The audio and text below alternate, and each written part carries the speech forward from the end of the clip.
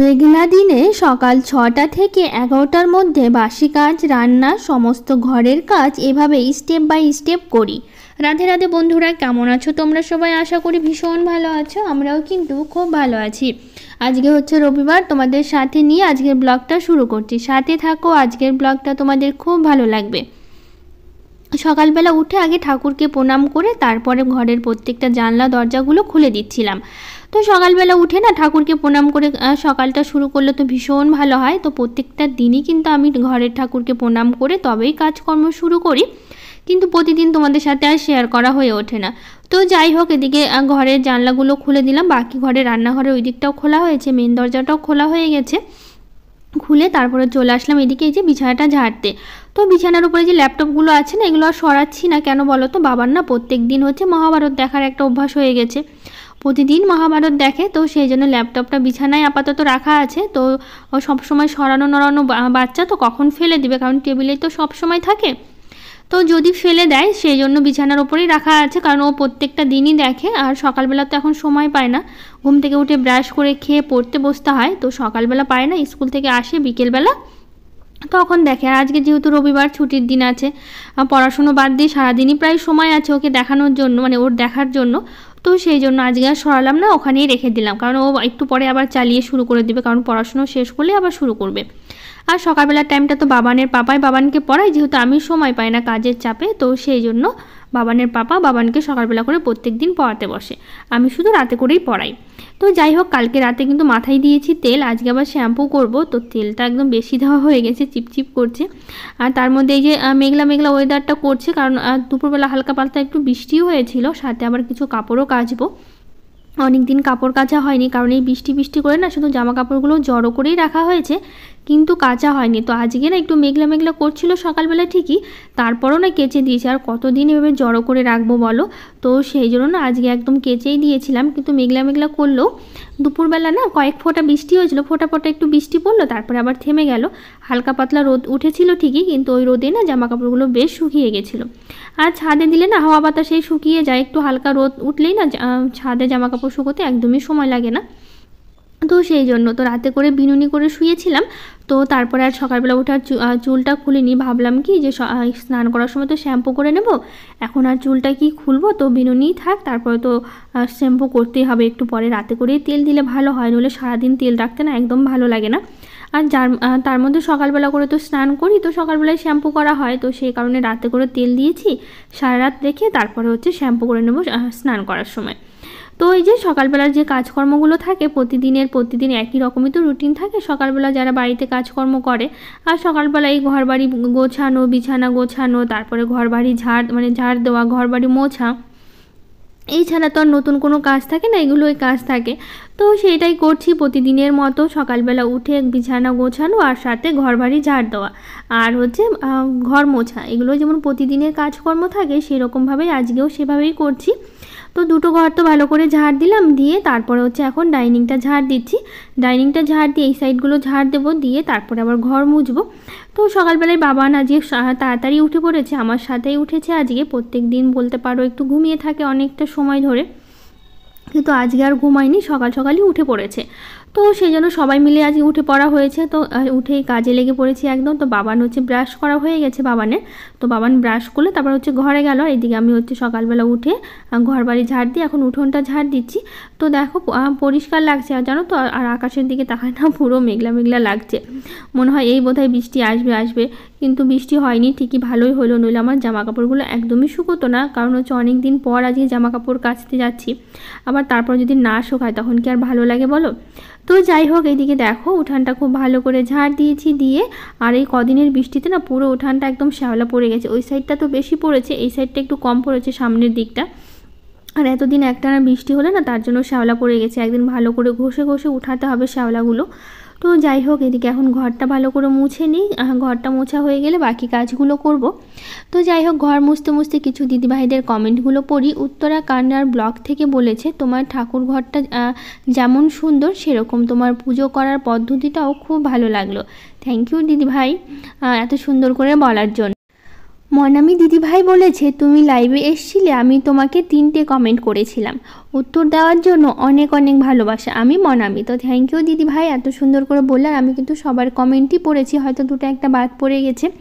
অনেক সময় অনেকগুলো কমেন্ট একসাথে আসলে পরপর পড়তে পড়তে তো সরে যায়, তো খুব তার জন্য একটু অসুবিধা হচ্ছিল, কিন্তু আমি চেষ্টা করেছি লাইভে এসে সবার কমেন্টগুলো পড়ার আর সাথে তার কমেন্টগুলো রিপ্লাইও দেওয়ার। তো যাই হোক, এদিকে দেখো বাবান ব্রাশ করে শুয়ে শুয়ে কী সুন্দর সোফাতে ফোন দেখছে। আমি ওকে বারণ করলাম, তারপরে উঠে তারপরে বসলো, নইলে সেই ফোন দেখতেই ছিল। তো এদিকে আমি কাজকর্ম শুরু করে দিয়েছি, আর ওঠে ও বিন্দাস কী সুন্দর ফোন দেখছে শুয়ে শুয়ে। তো যাই হোক, এদিকে দেখো বেসিনটাও পরিষ্কার করলাম। বেসিনটা পরিষ্কার করে তারপরে হচ্ছে এখানে এই দিকটা মুছে নিচ্ছি।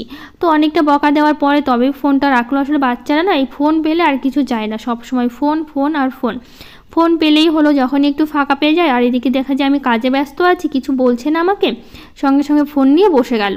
তো আমি ওকে বললাম উঠো, যাও আগে খেয়ে নাও, তারপরে হচ্ছে পড়তে বসতে হবে। তো সেই জন্য ফোনটা রেখে তারপরে হচ্ছে একটু পরে গেল, গিয়ে তারপরে খাওয়া দাওয়া শেষ করে তারপরে আবার পড়তে বসলো।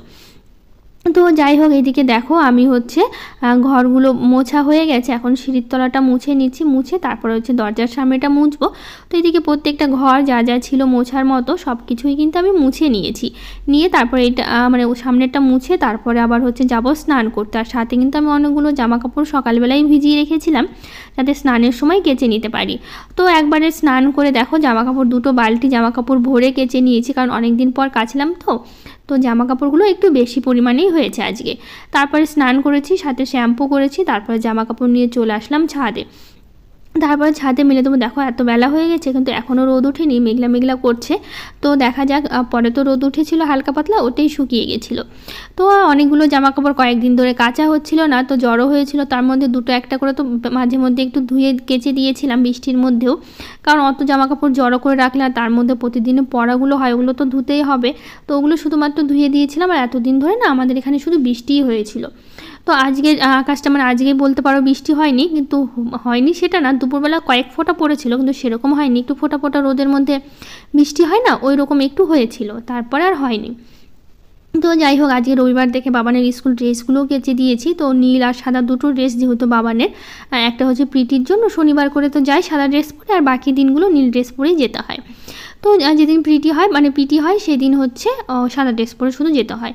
তো যাই হোক, আজ সবগুলো জামা কাপড়ের মেলা প্রায় হয়ে গেছে, আর কয়েকটা বাকি আছে। আর আজকে একটু বেশি জামা কাপড় হয়েছে, সেই জন্য একটু মানে দড়িটা একটু বেশি লাগলো। প্রত্যেকদিন তো দুটো দড়িতেই হয়ে যায়, আজকে আবার এটাতেও মেলতে হয়েছে।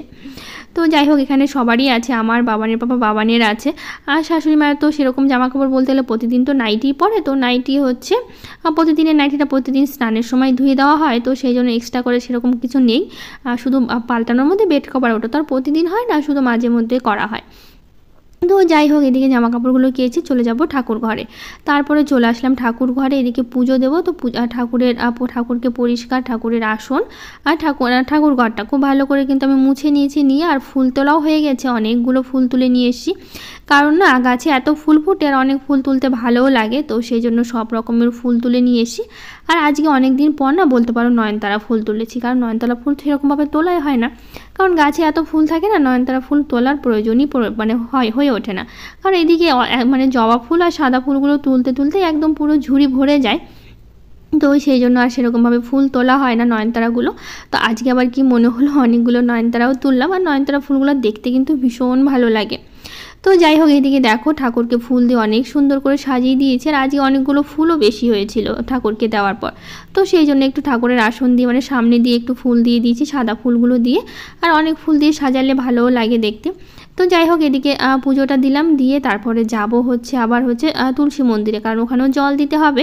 তো এইদিকে দেখো ঠাকুরগুলোকে তোমাদের একটু সামনে থেকে দেখিয়ে দিচ্ছি, কারণ সব সময় দূর থেকে দেখানো হয়, সামনে থেকে দেখানো হয় না। আসলে ঠাকুরের মুখগুলো এত মিষ্টি কি বলবো তোমাদের, তো এত ভালো লাগে দেখতে আর কি। তো যার জন্য ভাবলাম একটু সামনে থেকে দেখাই, সব সময় তো দূর থেকেই দেখানো হয়। তো সেই জন্য আজকে একটু সামনে থেকে দেখালাম। তো এইদিকে দেখো পুজো সেরে তারপরে চলে যাব এখন রান্নাঘরে এসে মানে এদিকে পুজো কমপ্লিট করলাম। আর আজকে যেহেতু রবিবার, স্কুল নেই, বাবানেরও নেই, বাবানের পাপারও নেই, তাড়াহুড়োর কিছু নেই, তবুও না আসলে সকালবেলা কাজ করে করে এমন অভ্যাস হয়েছে, না করলে না ভালো লাগে না, তার জন্য তাড়াতাড়ি করে ফেলি। আর কালকে রাতে করেছিলাম খিচুড়ি, তো অনেকটা খিচুড়ি না থেকে গেছে, একটু বেশি করেই করেছিলাম। আর তার মধ্যে বাবানের পাপা না রাতে করে একদমই খেতে পারেনি, কারণ ও বললো না আমার বিকেল করে একটু মুড়ি খেয়েছিল, তো সেই জন্য বলছে মানে পেটটা ভরাই ছিল, খেতেই পারেনি, তার জন্য এতটা খিচুড়ি বেঁচে গেছে। শাশুড়ি মাকে বললাম, শাশুড়ি মা বললো না খিচুড়ি খাবে না, মুড়ি খাবে, তো ওনাকে মুড়ি দিয়েছি। আর আমি, বাবানের পাপা, বাবান তিনজনে মিলে কিন্তু সকালবেলা উঠে আজকে জলখাবারে খিচুড়ি খাওয়া হয়েছে। আর এত ভালো হয়েছিল খিচুড়ি, আর আমার তো খিচুড়ি খেতে ভীষণ পছন্দ, আমার তো খুবই ভালো লাগে খিচুড়ি খেতে।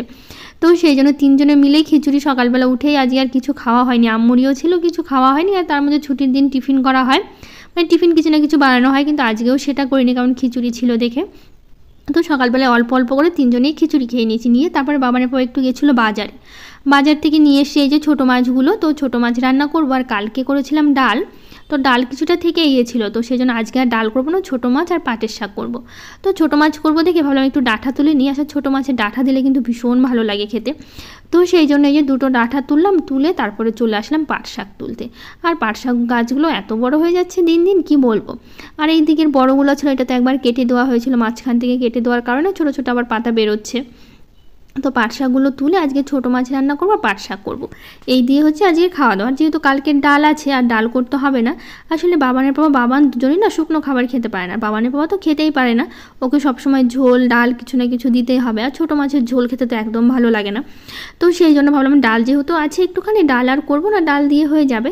তো সেই জন্য তাড়াতাড়ি করে আবার রান্নাটা বসিয়ে দিলাম। আর সকালবেলা উঠে বাবানের বাবা বাজারে গেছিলো, আর আজকে রান্না করতেও খুব একটা সময় লাগেনি, যেহেতু ছোটো মাছ আর শাক তো কতটুকুই বা সময় লাগে। আর ছোটো মাছটা এমনিতে বাবানের পাপা এসে ওই কেটে দিল, আসলে আমি মাছ কাটতে পারি না, তো বাবানের পাপাই সবসময় আমাকে মাছ কেটে বা ধুয়ে দেয়, তো সেই জন্য ওই ছোটো মাছটা কেটে দিচ্ছে আমাকে। তো ওইদিকে ওই ছোটো মাছ কাটছে, আর এদিকে আমি রান্না বসিয়ে দিয়েছি, ভাবলাম শাকটা করি ভাতটা করি, ততক্ষণে মাছ কাটাটাও হয়ে যাবে। তো সেই জন্য তো এদিকে পাট শাকটা করবো, আর পাশে আমি ভাতটা বসিয়ে দিয়েছি, পাট শাকটা পেঁয়াজ দিয়ে করব। আর পাট শাক খেতে কিন্তু আমার ভীষণ ভালো লাগে, আর পাট শাক কেন, যে কোনো শাক খেতেই না আমার ভীষণ ভালো লাগে। তো সেই জন্য সব রকমের শাকই খাই আমি।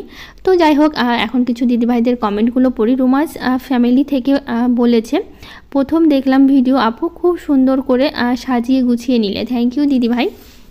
উর্মি রায় দিদিভাই বলেছে, খুব সুন্দর ভিডিও দিদি। দিদি তোমার বাড়ি ইন্ডিয়ার কোথায় প্লিজ রিপ্লাই। তো আমার বাড়ি হচ্ছে মালদা ডিস্ট্রিক্টের হচ্ছে গাজলে। তো তপতি দিদিভাই বলেছে, খুব ভালো লাগলো ভিডিওটা, খুব ভালো থেকো, সুস্থ থেকো, ঠাকুর ঘরটা তোমার খুব সুন্দর, ওম নমঃ শিবায়, থ্যাংক ইউ দিদিভাই।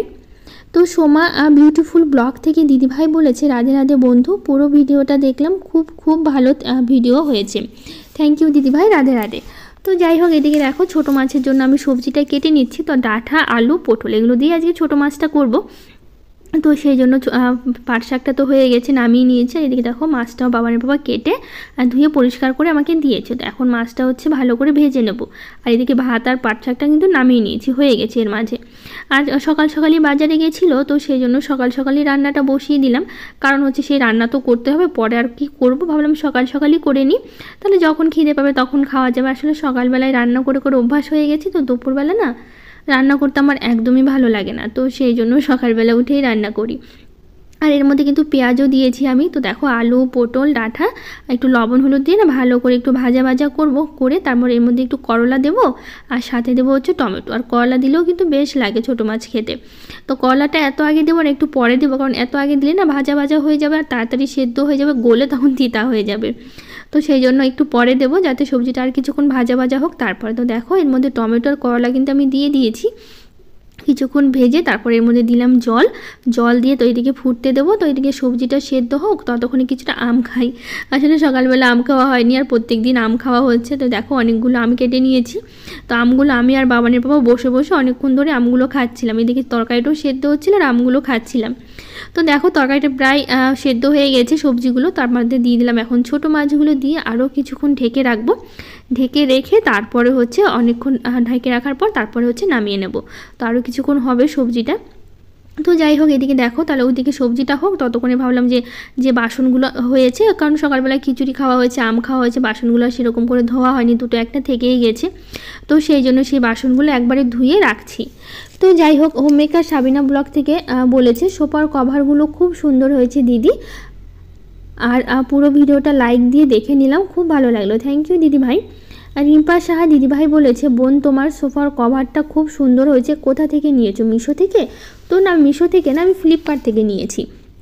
তো সুলতানা দিদিভাই বলেছে আজকে ফোন হাতে নিয়ে বসেছিলাম, সবার আগে দেখবো বলে ফার্স্ট কমেন্ট করছি। খুব সুন্দর হয়েছে আপু, তোমার প্রত্যেকটা ভিডিওই খুবই সুন্দর, মনোরম পরিবেশে তোমার বাড়িটা দেখতে ভীষণ ভালো লাগে। থ্যাংক ইউ দিদিভাই, তোমাকে অনেক অনেক ভালোবাসা। তো সঙ্গীতা চৌধুরী দিদিভাই বলেছে দিদিভাই তুমি একটা মানি প্ল্যান্ট গাছ বাড়িতে নিয়ে এসো। তো আমারও ইচ্ছে আছে, দেখি কবে নেই, তো নিলে অবশ্যই জানাবো। আমারও খুব ইচ্ছে করে একটা মানি প্ল্যান্ট গাছ বাড়িতে লাগাতে, তো দেখা যাক কবে নেই। তো ছোট্ট পাখি চ্যানেল থেকে দিদিভাই বলেছে খুব সুন্দর হয়েছে দিদিভাই ভিডিওটা, লাইক দিয়ে ভিডিওটা দেখে নিলাম, থ্যাংক ইউ দিদিভাই। প্রিয়াঙ্কা ডেলি ব্লগ থেকে বলেছে খুব ভালো লাগলো ভিডিওটা, তোমার হাতের কাজ আমার খুব ভালো লাগে, থ্যাংক ইউ দিদিভাই, অনেক ভালোবাসা তোমাকে। তো এদিকে দেখো রান্নাবাড়ি শেষ করে তারপর যা বাসন ছিল সবটাও জল ঝরে গেছিলো, সবটাই গুছিয়ে নিয়েছি। গুছিয়ে নেওয়ার পর তারপরে না এদিকে খাওয়া দাওয়া শেষ করে, তার মধ্যে ছুটির দিন বুঝতেই পারছো সারাদিন শুয়ে বসেই কাটানো হয়েছে, কারণ রান্নাবাড়ি শেষ করার পর তো আর সেরকম কাজকর্ম ছিল না, সেই জন্য। তো আজকে সেই আবার রাত থেকে ব্লগটা শুরু করি, রাত না বলতে পারো সন্ধ্যা থেকে। তো এদিকে সন্ধ্যা দিয়ে চলে এসেছি আমি হচ্ছে এই যে দেখো আমের বড়া করব। তো আমি প্রথমবার করছি, আগে কখনো করা হয়নি। বাবানের বাবা বলছে কি তালের বড়া হয়, তো আমের বড়া কেন হবে না, তো তুমি একটু আমের বড়া করে দেখো কেমন লাগে খেতে। তো আমি বললাম ঠিক আছে করে দেবো, যেরকম তালের করবো সেরকমই করব। তো এদিকে দেখো আমটা ভালো করে বের করে একটু মিক্সিতে পেস্ট করে নিয়েছি, যেরকম তালের মতো যাতে হয়ে যায়, করে নিয়ে তার মধ্যে এর মধ্যে দিয়েছি চালের আটা, তারপরে দিলাম সুজি, চিনি, সুজি আর চিনিটা একটু গুঁড়ো করে দিয়েছি, নইলে প্রথম মাখার পর না চিনিটা যখন গলে যায় তখন না একদম পাতলা হয়ে যায়, তাহলে চিনিটা গুঁড়ো করে দিলে একবারেই টাইট হয়ে যাবে মাখার সময়, তো সেই জন্য। আর দিলাম এর মধ্যে দিয়েছি ময়দা, যেহেতু চালের আটা অল্প ছিল তো সেই জন্য এর মধ্যে দিলাম হচ্ছে ময়দা দিয়ে তারপর এর মধ্যে একটু কিন্তু আমি মৌরিও দিয়েছি, দিয়ে তারপরে এখন ভাজবো হচ্ছে বড়াগুলো। বাবানের পাপা শাশুড়ি মা তো ভীষণ ভালো খেয়েছে, আমার অতটা ভালো লাগেনি, কারণ আমের তো একটা গন্ধ থাকে বড়াতে, যেহেতু আম দিয়ে করেছি, বাবানেরও সেই আমের গন্ধটা পছন্দ হয়নি, আমারও আমের গন্ধটা পছন্দ হয়নি। খেতে কিন্তু এমনি খুব ভালো হয়েছিল, বাবানের পাপা তো খুব পছন্দ করেছে সেই বড়াগুলো। জানো তো আজকে করেছি, কালকে সেই স্কুলে পর্যন্ত নিয়ে গেছে, আবার একটা ওর বন্ধুকে পর্যন্ত দিয়েছে, যে বলছে যে আমের বড়া করেছে তো নিয়ে এসছি, সেই জন্য ও তো ভীষণ ভালো খেয়েছে। তো কালকে টিফিনেও স্কুলে ওই বাবানের পাপা আমের বড়া নিয়ে তারপরে স্কুলে গেছিলো। তো দেখো অনেকগুলোই হয়েছে, যেহেতু আমটা একটু পাতলা ধরে না, তো এর মধ্যে ময়দাটা আর চালের আটাটা একটু বেশি পড়েছে, তো সেই জন্য অনেকটাই হয়েছে। তো দেখো বড়াগুলো এত সুন্দর হয়েছিল না, সত্যি বলতে খুবই ভালো হয়েছিল, কিন্তু আমের গন্ধটা আমার পছন্দ হয়নি দেখে আমি একদমই খাইনি, খুব কম দুটো একটা খেয়েছি, সবগুলোই কিন্তু বাবানের পাপা খেয়েছে আর স্কুলে নিয়ে গেছিলো। তো যাই হোক, এদিকে দেখো প্রথমে কয়েকটা তুলে নিলাম, তারপরে আবার হচ্ছে কয়েকটা দিচ্ছি, আর বড়াগুলো ভাজতেও এত সুন্দর লাগছিল, দেওয়ার পর না কিছুক্ষণের মধ্যে একদম ফুলে ফুলে উঠছিল, দেখতে কিন্তু ভীষণ সুন্দর লাগছিল। তো দেখো অনেকগুলো করে ভেজে নিচ্ছি। তো যাই হোক, তোমাদের কেমন লাগলো আর তোমরা কে কে করেছো অবশ্যই কিন্তু জানিও, আর তোমাদের কেমন লাগলো সেটাও কিন্তু জানিও। আমি কিন্তু প্রথমবার করলাম, আগে কিন্তু কখনো আমের বড়া করা হয়নি, এই প্রথমবার আমি এবারই করলাম। তো যাই হোক দেখো আরেকবার করে ভেজে তুলে নিচ্ছি, কারণ অনেকগুলো আছে তো ভাজতে একটু সময় লাগবে, সেই জন্য। তো দেখো একদম পুরো ভাজা হয়ে গেছে, এতগুলোই হয়েছে বড়াগুলো, আর দেখতে কিন্তু ভীষণ ভালো হয়েছে, আর খেতেও খুব ভালো লাগছিল, আমার লাগেনি, বাবানের বাবার লাগছিল। তো যাই হোক আজকের মতো এখানেই শেষ করছি, আজকের মতো টাটা, দেখা হবে নতুন ব্লগে।